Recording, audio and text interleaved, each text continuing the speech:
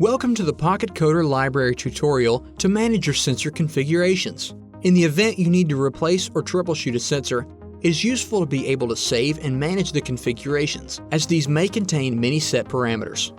Here are your existing configurations. Open a configuration to view all parameters. Easily load a configuration to sensors, or delete them as needed. Share configurations seamlessly with your team, and return to the main window for more options. Create a new configuration with just a click.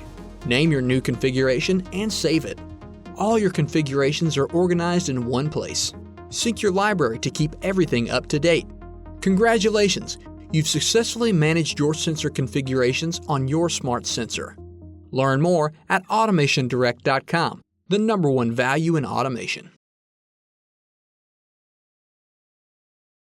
Click here to learn more about the PocketCodr and our entire selection of IO-Link and smart sensors. Click here for more videos.